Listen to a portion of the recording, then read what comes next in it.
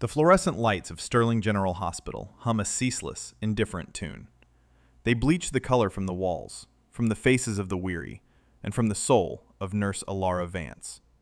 She moves through the chaos of the emergency department like a ghost, a whisper of motion in a world of shouts and sirens. Her shoulders are perpetually hunched, her gaze fixed on the scuffed linoleum floor. They call her Mouse. Not to her face, never to her face, but she hears it in the silences, feels it in the way they look right through her. Alara refilled a saline drip, her movements careful, almost painfully slow. She checked the flow rate once, then twice, her brow furrowed in concentration. The simple task felt monumental under the weight of 1,000 critical eyes. A clatter of metal made her jump. A kidney dish, slick with antiseptic, slipped from her grasp and rang out like a judgment bell on the floor. "Vance!" The voice cut through the ER's din like a shard of glass. It was sharp, cold, and dripping with contempt.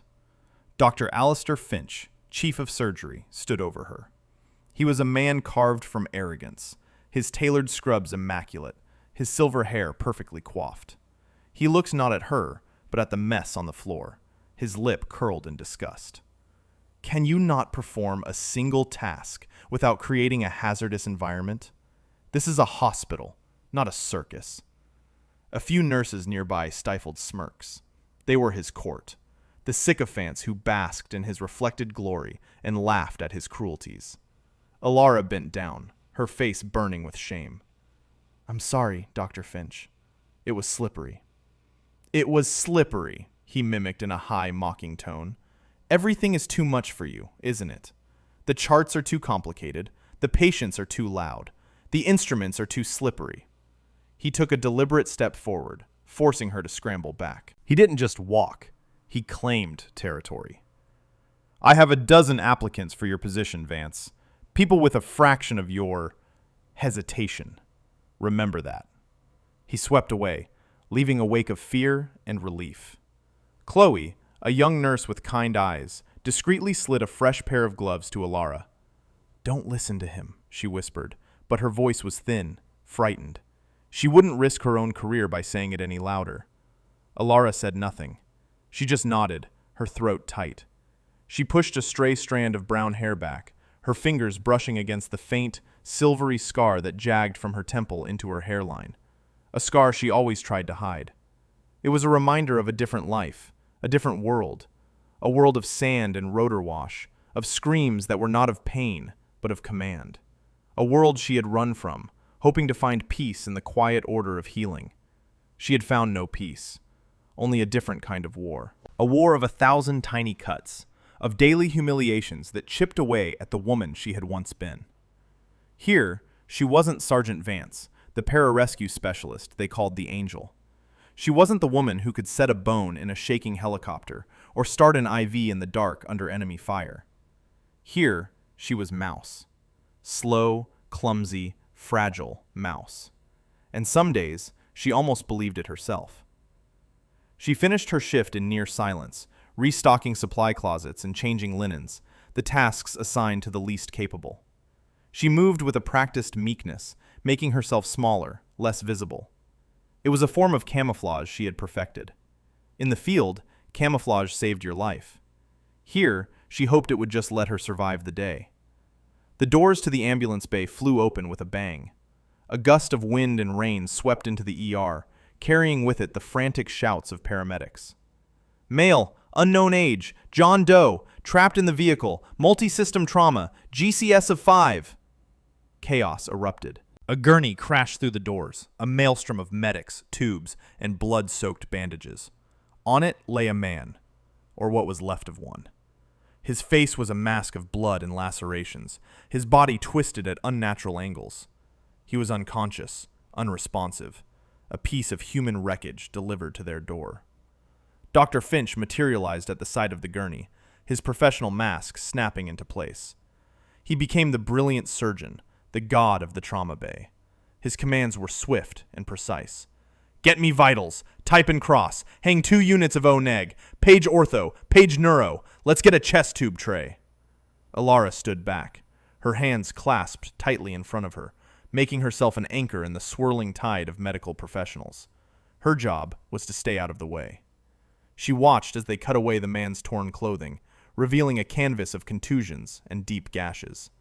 He was built like a bull, his muscles dense and corded even in their broken state. On his arm, peeking from beneath the blood, was the faint outline of a military tattoo. An eagle, a trident, and an anchor. A flicker of recognition, a ghost of a memory, sparked in Alara's mind. But she pushed it down. That was the old world. This was the new one. Finch worked with an arrogant confidence, his eyes scanning the monitors, his hands moving with practiced ease. Bilateral femur fractures, probable pelvic fracture, possible closed head injury. His pressure is in the toilet. Let's get him to CT, see what we're dealing with. A senior doctor, Peterson leaned in. His abdomen is rigid, Alistair. Could be an internal bleed. Of course it's an internal bleed. That's trauma 101, Finch snapped, not even looking at him. But we can't take him to the OR blind. Get the scan. He glanced at the man's mangled form with a flicker of annoyance. No ID, no insurance. Just another Tuesday night. Stabilize him enough for the scan, then we'll see what county can do with him. The order hung in the air. County was code. It was where they sent the uninsured, the indigent. It was a death sentence for a patient this critical. Dr. Peterson opened his mouth to object, then closed it again, his face a mask of weary resignation. He wouldn't fight Finch on this. No one ever did. Alara watched from the doorway, her official task to fetch more gauze. But she wasn't looking at the gauze. She was looking at the patient. Her eyes, so often downcast and timid, were now sharp, analytical. The practiced slowness fell away, replaced by an unnerving stillness. She saw what Finch, in his haste and hubris, had missed. It wasn't just the rigidity of the abdomen. It was the subtle, almost imperceptible fasciculations in the man's deltoid muscle. It was the pinpoint pupils that didn't quite match a typical head injury, and it was a tiny, almost invisible mark on his neck, just below the jawline. Not a cut, a puncture, a double puncture, impossibly small. The pieces clicked into place in her mind with the cold, hard certainty of a weapon being assembled in the dark. Femur fractures, pelvic fracture, head injury, all classic misdirection. The real enemy was invisible. It was chemical. She had seen this once before, in a dusty village near the Syrian border. A clandestine agent, hit with an experimental organophosphate. It mimicked massive physical trauma, designed to make doctors chase ghosts while the poison did its work. Standard trauma protocol, especially the anesthesia for a CT scan, would accelerate the cascade, stopping his heart within minutes. Her blood ran cold. Finch was about to kill him. She had to do something. The thought was terrifying. It meant speaking up. It meant confronting Finch. It meant shedding the camouflage she had so carefully constructed. Taking a deep, shuddering breath, Alara stepped forward. Her voice was a small thing, easily lost in the noise. "Dr. Finch?" He didn't turn. "What is it, Vance? Can't you see I'm busy saving a life?" "It's not the trauma, sir," she said, her voice a little stronger. "The primary injury isn't physical." That got his attention. He turned slowly, an expression of sheer disbelief on his face. The other staff members froze, sensing a confrontation. "I'm sorry," Finch said, his voice dangerously soft. "I must have misheard you. It sounded like you, a nurse who can barely manage a bedpan, were offering a differential diagnosis." "Look at his pupils," Alara pushed, her heart hammering against her ribs. "The fasciculations in his shoulder. There's a puncture wound on his neck. He's been injected with a cholinergic agent, a nerve agent. If you give him the paralytics for the CT scan, he'll go into bradycardic arrest." A stunned silence fell over the trauma bay. Finch stared at her, his face slowly turning a dark shade of red. He looked from her to the patient, then back to her. He saw a mousy, incompetent nurse spouting nonsense from a TV show. He didn't see the truth in her eyes. He couldn't. His ego was a wall he couldn't see over. He let out a short, sharp laugh. It was a cruel, ugly sound. "A nerve agent. Right here in Sterling General. Did you get your medical degree from a spy movie, Vance?" The sycophants tittered nervously. "You are dangerously delusional, and you are officially on thin ice." He turned his back on her, a gesture of ultimate dismissal. "Let's move, people. Get him to radiology, now. And someone get Vance out of my trauma bay." He He pointed a finger at Alara, his eyes blazing. You, go clean the toilets. Maybe you can handle that. Then he gave the final, fatal order. And when he's back from the scan, prep him for transfer to County General. I'm not wasting my best surgical suite on a vagrant who's probably going to die anyway. The words hit Alara like a physical blow. Transfer to County. He was signing the man's death warrant out of pure spite and arrogance. She looked at the John Doe on the table, at the tattoo on his arm. She saw the face of every soldier she had ever pulled from a burning wreck. Every operator she had kept alive against impossible odds. Something inside her broke. Or maybe something was finally pieced back together. The meekness, the fear, the carefully constructed shell of Mouse shattered into a million pieces. In its place stood Sergeant Alara Vance, the angel. Finch swept out of the room, trailed by his team pushing the gurney towards the CT scanner. He threw one last command over his shoulder. Vance, I meant what I said. If you are not out of this room when I get back, you're fired. The moment the door swung shut, Alara moved. The change was breathtaking. The hesitant, clumsy nurse was gone. In her place was a woman of absolute purpose. Her movements were fluid, economical, and blindingly fast. She strode to the trauma bay door and slid the lock into place. Click. Chloe, who had been lingering, watched with wide, terrified eyes. Ilera, what are you doing? He'll fire you. He's going to kill that man, Ilera said, her voice low and steady. It was a different voice, deeper, resonant with an authority Chloe had never heard. I'm not going to let that happen. She spun towards the advanced crash cart, her mind a supercomputer processing protocols and dosages. Standard atropine wouldn't be enough. She needed a high-dose combination. She bypassed the digital lock on the narcotics drawer with a practiced move, entering an override code she had no business knowing. The drawer slid open. She pulled out 2 vials, atropine sulfate, a full 2 milligrams, and beside it, a vial of pralidoxime, the 2-PAM chloride autoinjector. It was a drug rarely used, reserved for specific chemical exposures, a relic of Cold War paranoia. But every pararescue jumper knew it by heart. You can't do that, Chloe gasped. That's a restricted medication. You need a doctor's signature, a triple sign-off. There's no time, Alara said, her hands already working, drawing the drugs into a syringe. She worked with the unhesitating precision of a bomb disposal expert. There was no tremor in her hands now. They were rock steady. From down the hall, she heard the rumble of the gurney returning. They were coming back. She had seconds. She turned back to the now empty trauma bay. No, not empty. Finch's arrogance had given her a gift. In his haste to get the patient to the scanner, he had left behind the secondary gurney, the one they had transferred him from. On it lay the blood-soaked sheets and the man's discarded, shredded clothes. And next to them, forgotten in the chaos, was his wallet. It must have fallen out of his pocket during the transfer. Alara snatched it. It was a simple leather wallet, worn and battered. Inside, there was no driver's license, no credit cards, just a single laminated card. It was a military ID. The name read Master Sergeant Kane. The photo was him, younger, his face hard and serious. And in the corner, a symbol she recognized instantly. A dagger overlaid on a delta. Delta Force. He was Tier 1 Special Operations. The knowledge settled in her like a block of ice. This wasn't a random attack. It was a targeted assassination. And she was the only person in this entire hospital who knew how to stop it. The locked door rattled. Vance, open this door. What in God's name do you think you're doing? It was Finch. He was back. Alara ignored him. Her mission was clear. She pocketed the ID. She grabbed the syringe. She had a choice. Let them take Kane, let him die, and keep her miserable job. Or save him and lose everything. It wasn't a choice at all. She unlocked the door and slipped out, moving with a silent speed that was utterly at odds with her mousy persona. She melted into the shadows of the hallway as Finch and his team burst into the empty room. Where is she? Finch roared. Find her! But Alara was already gone. She was moving towards the CT suite, a predator in Mouse's clothing. She found the gurney with Kane parked in a holding alcove, waiting for a porter to take him to a transfer ambulance for county. A single, bored-looking orderly was texting on his phone nearby. Alara approached him, her face a mask of timid concern.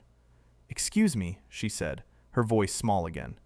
"Dr. Finch said I needed to check his IV line before transfer." The orderly grunted, not even looking up. "Whatever, just be quick." Alara stepped behind the gurney, shielded from the hallway.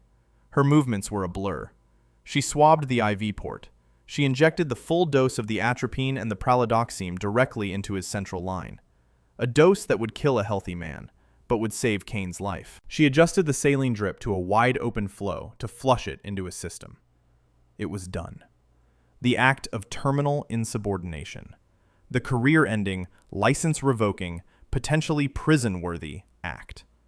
She felt a strange sense of calm settle over her. She had done the right thing. Whatever happened next, happened. "Vance!" Finch's roar echoed down the corridor. He had seen her. He was storming towards her, his face purple with rage. Security guards flanked him. "There she is! Stop her!" he screamed. Alara didn't run.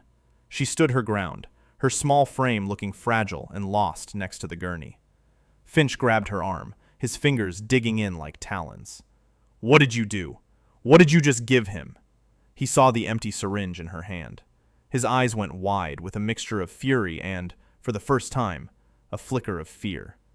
"I saved his life," Alara said, her voice quiet but firm. "You crazy! You've killed him!" Finch hissed, shoving her towards the security guards. "Get her out of here, now! I want her out of this hospital. I want her license pulled. I want her arrested. Get her out!" The guards grabbed Alara's arms. They were rough, treating her like a violent criminal. She didn't resist. She let them pull her away, her eyes on Kane's still form. She had done all she could. The rest was up to chemistry and fate. They dragged her through the ER, a spectacle for the entire staff. The whispers followed her. Crazy. She finally snapped.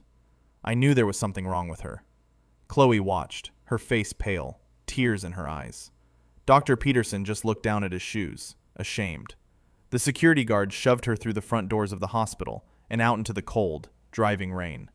"You're fired, and you're banned from this property," one of them said gruffly. "Don't come back." The glass doors slid shut behind her, sealing her out. She stood there for a moment, rain plastering her thin scrubs to her skin, the warmth and light of the hospital suddenly a world away. She was jobless, disgraced, and utterly alone. She had sacrificed everything for a man whose name she had only learned minutes ago. She pulled her arms around herself, shivering, and began the long walk home. The city lights blurred through the rain and her own tears. It was over. The quiet life she had tried to build was in ruins. The past she had tried to bury had reached out and destroyed her future. Then she heard it. At first, it was a low thumping. A vibration felt more in her chest than in her ears. It grew steadily louder, a deep, rhythmic whump, whump, whump that was viscerally familiar. It was the sound of her old life, the sound of heavy rotors beating the air into submission. She looked up. Through the rain and low clouds, two dark shapes were descending. They were big, menacing, and utterly out of place in the heart of the city. UH-60 Blackhawk helicopters. They weren't heading for the hospital's rooftop helipad. They were coming straight for the 6-lane avenue in front of the building. Horns blared as cars screeched to a halt. The helicopters landed with impossible grace, their landing gear touching down on the wet asphalt as if it were a designated landing zone.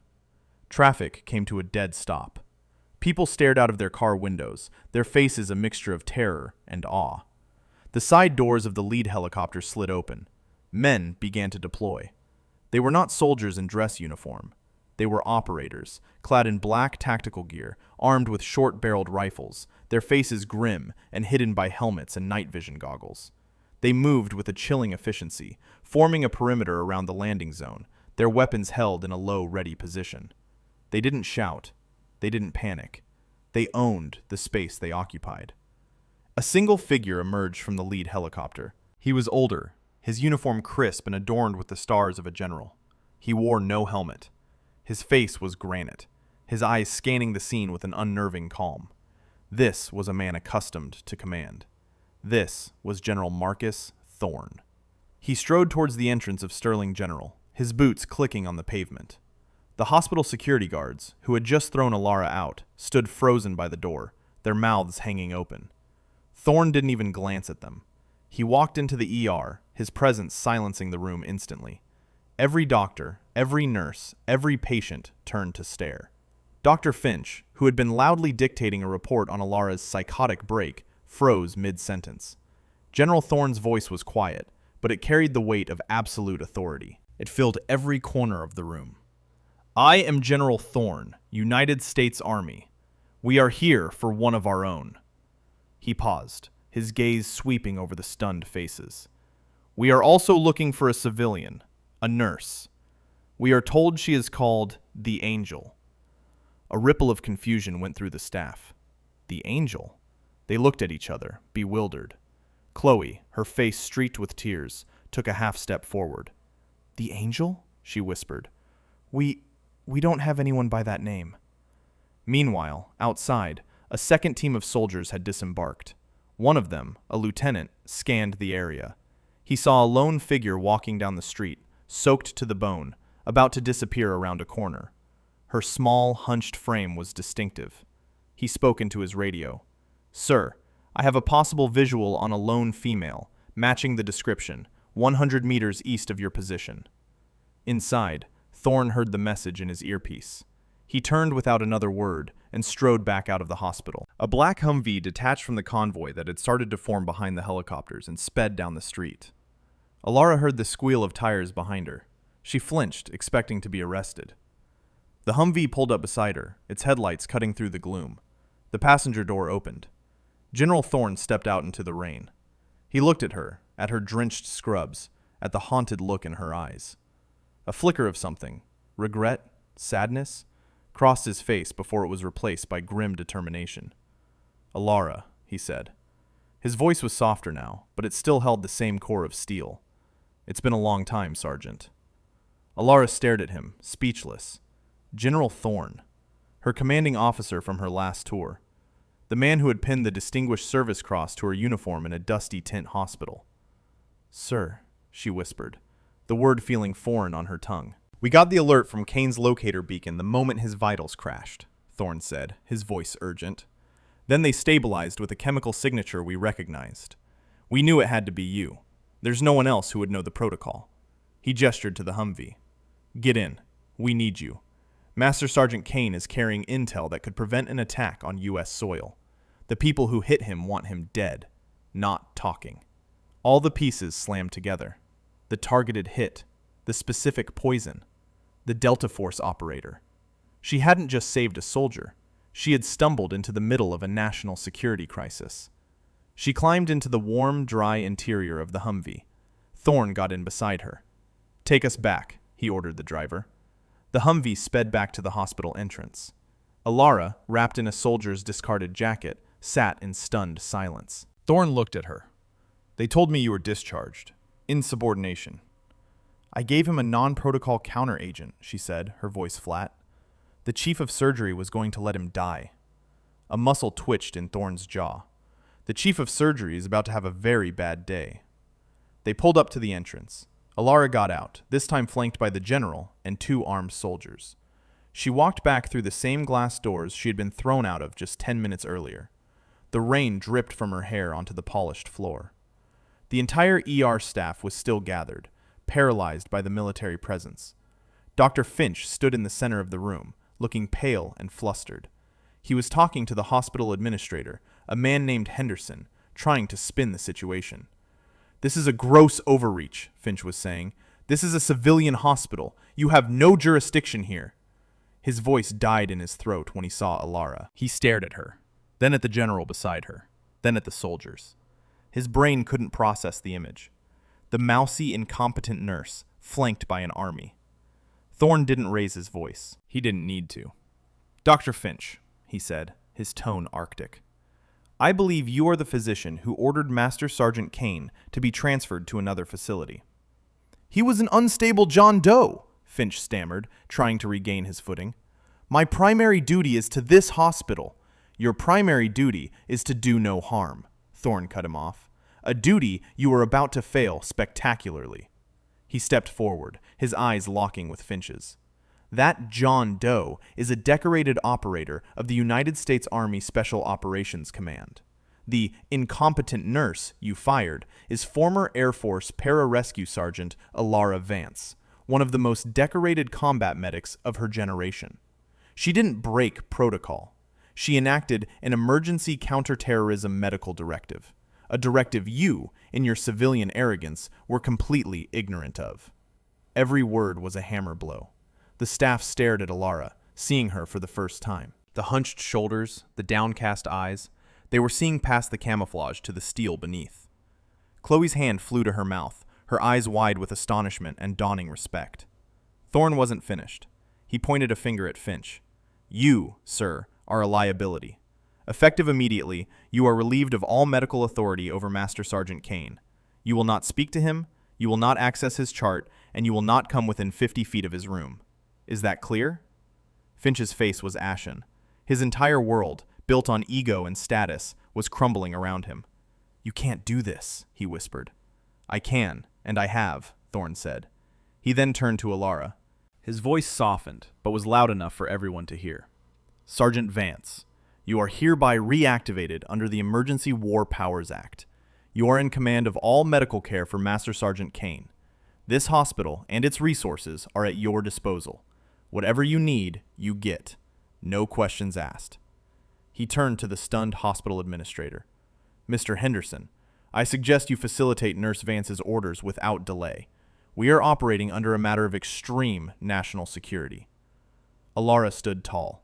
The weight of shame had vanished, replaced by the familiar weight of responsibility. She looked at Finch, her gaze clear and steady. There was no triumph in her eyes, only a cold, professional focus. She was no longer Mouse.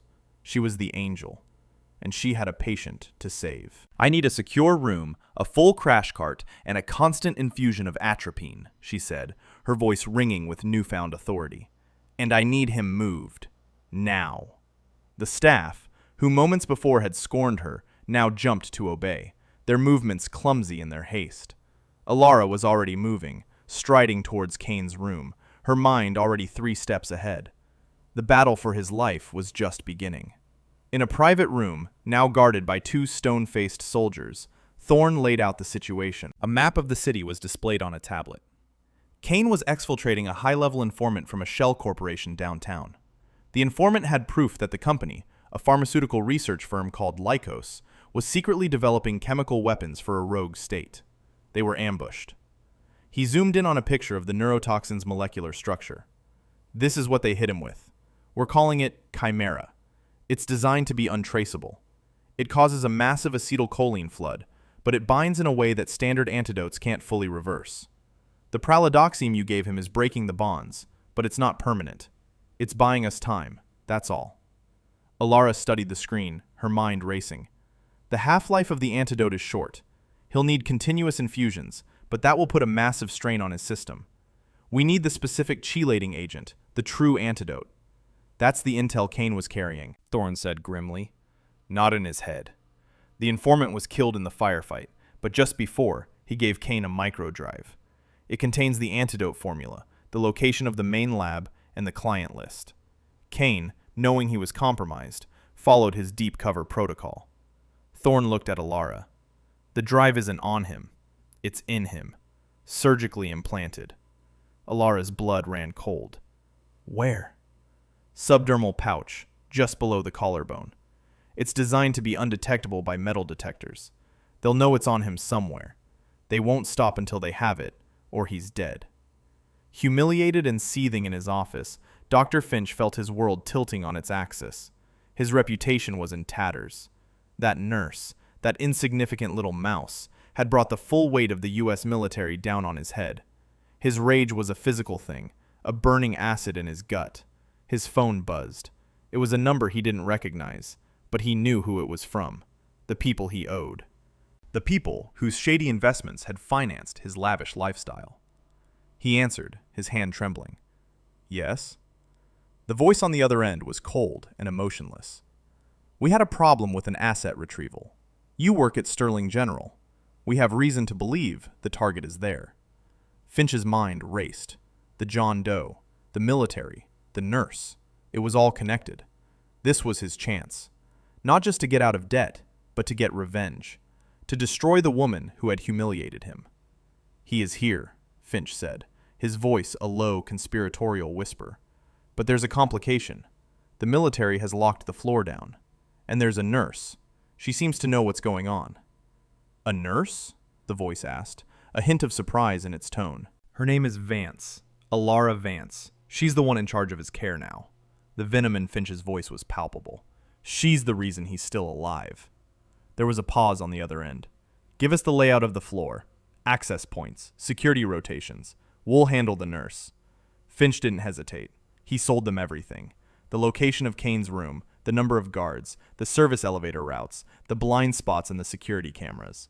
He was no longer just an arrogant doctor. He was a traitor. Back in the secure room, Alara was monitoring Kane's vitals. The machines beeped a steady, if fragile, rhythm. Suddenly, her head snapped up. She looked at the door, her eyes narrowed. "Someone's coming," she said softly. The soldier at the door tensed. "Hallway is clear, ma'am." "No," Alara insisted. Her senses, honed by years in war zones, were screaming. It wasn't a sound. It was a feeling. A subtle shift in the air. "The service elevator, at the end of the hall." Thorne spoke into his comms. "Team Alpha, report status of the East Corridor." The reply was a burst of static, then silence. "They're already here," Thorne said, drawing his sidearm. "Lock it down." The other soldier bolted the door. Just then, the fire alarm blared, deafening and disorienting. Sprinklers hissed to life, showering the hallway in a downpour. Chaos, a perfect cover for an attack. Alara's eyes darted around the room.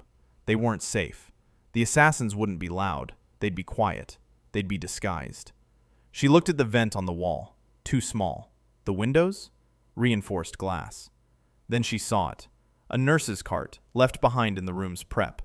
On it, a tray of sterile supplies, and a large, stainless steel syringe for irrigation. It was heavy, solid. Heavy thuds echoed from the hallway, muffled weapon fire, the sounds of Thorne's men engaging the enemy. The lights flickered and died, plunging the room into the emergency backup lighting, a dim, eerie red. The handle on their door began to jiggle. Then, a high-tech torch flared at the lock, melting the metal. They were coming through. Thorne and the soldier took up positions on either side of the door, weapons raised. Alara moved to the side of Kane's bed, grabbing the heavy steel syringe. It wasn't a gun, but in her hands, it was a weapon. The door burst inward. Two men, dressed in black, orderly uniforms, spilled into the room. They moved with the fluid grace of professionals. The first one raised a silenced pistol. Thorne's weapon fired twice. Crack! Crack! The man dropped. The second assassin was faster. He sidestepped the soldier, shoving him into the wall, and lunged for Kane's bed. He wasn't there to kill Kane. He held a surgical scalpel. He was there for the drive. He never saw Alara. She moved out of the shadows like a viper. She didn't scream. She didn't hesitate. She brought the heavy steel syringe down in a vicious, precise arc, striking the man's wrist. A sickening crunch echoed in the small room. Bone shattered. The scalpel clattered to the floor. The man roared in pain and spun, his other hand reaching for her.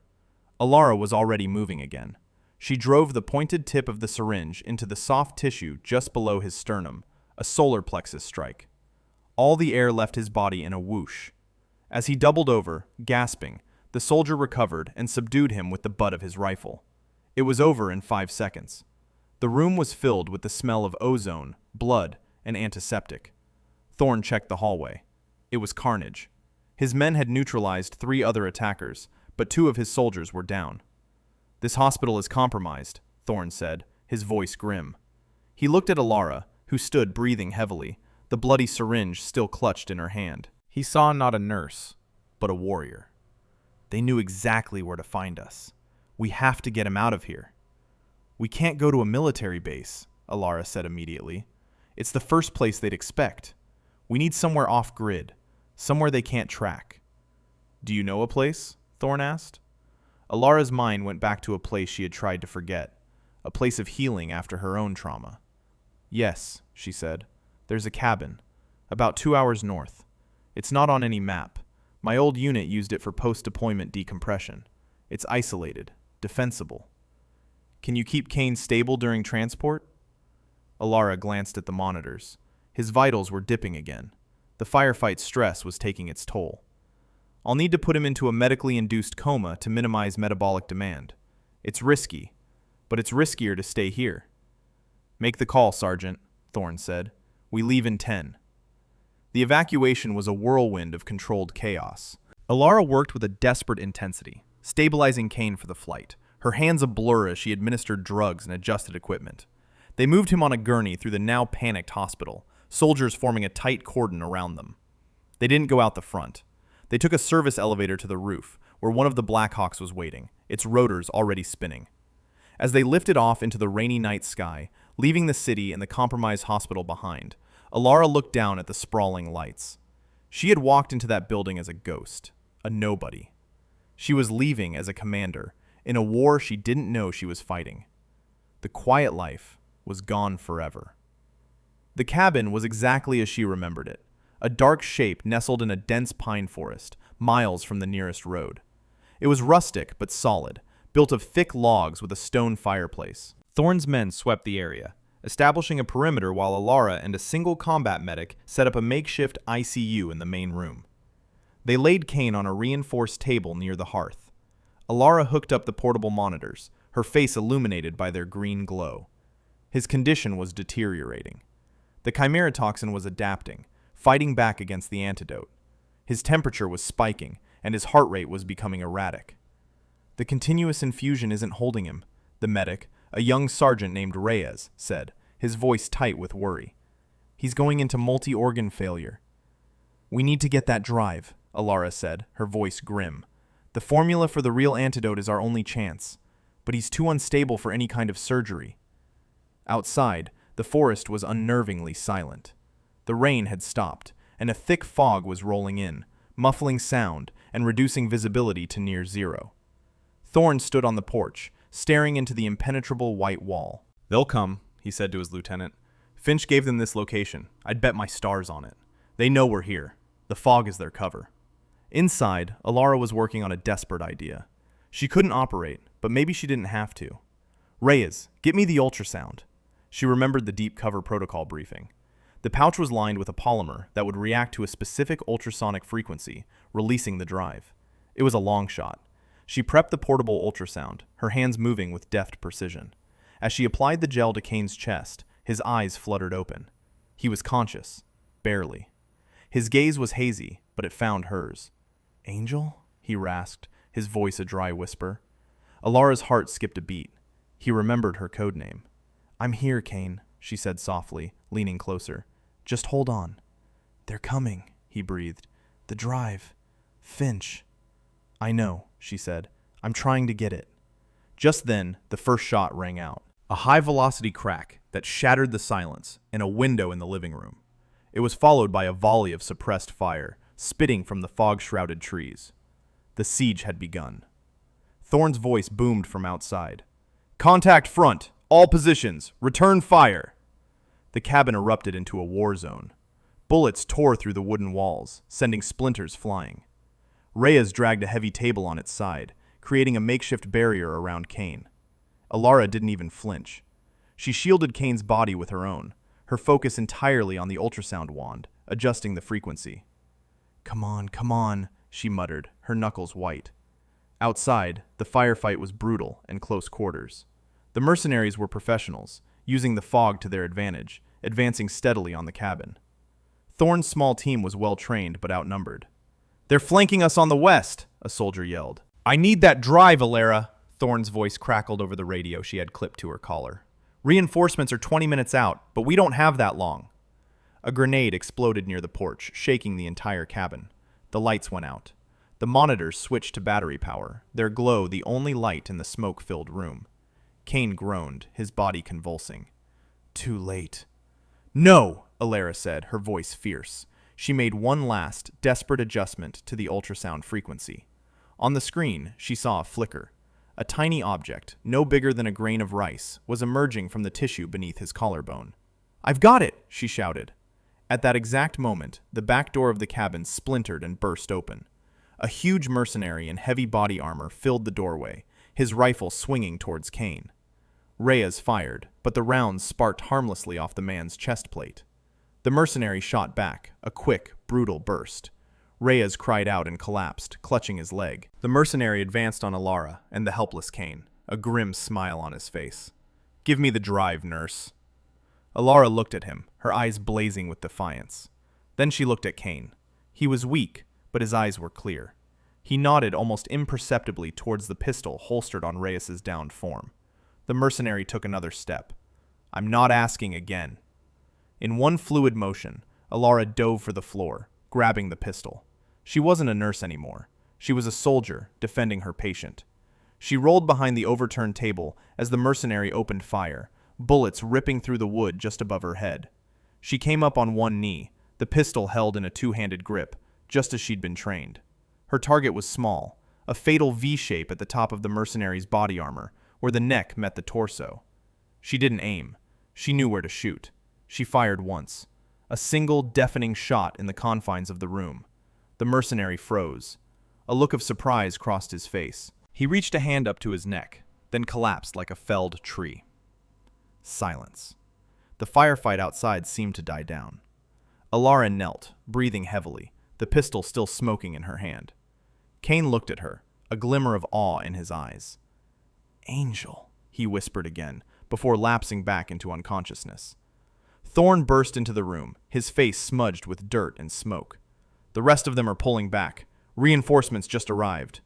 He saw the dead mercenary, Reyes wounded on the floor, and Alara kneeling with a pistol in her hand. He didn't need to ask what happened. "Did you get it?" he asked. Alara opened her hand. The tiny microdrive lay in her palm, covered in blood. "I got it," she said. The next day was a blur of motion and revelations. The data on the drive was a bombshell.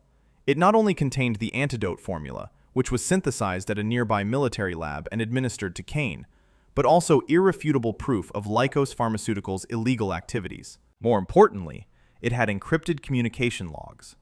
Logs that included call records from a burner phone traced directly to Dr. Alistair Finch. Finch, oblivious, felt a surge of triumph. The news was reporting a terrorist incident at a remote cabin with several dead. He assumed the military and that cursed nurse were among them. He had won.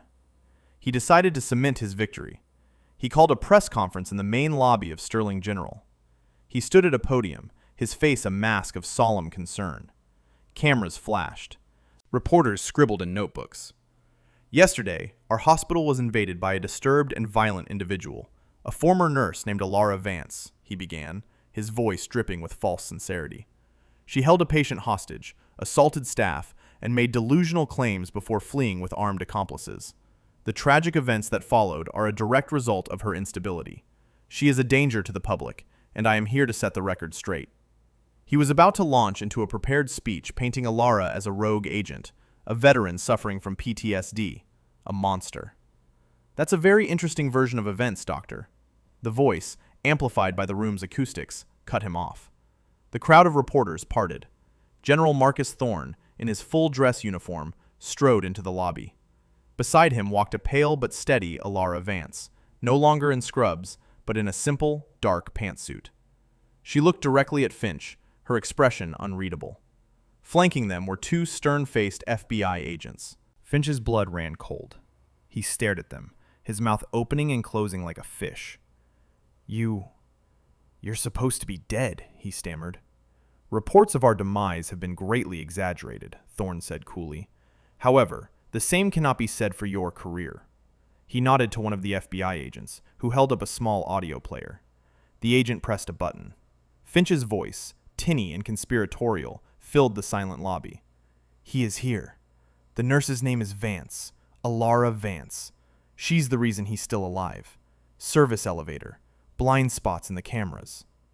It was the recording of his call to the mercenaries, every treacherous word. A collective gasp went through the crowd. Reporters scrambled, shouting questions. Finch's face turned the color of chalk.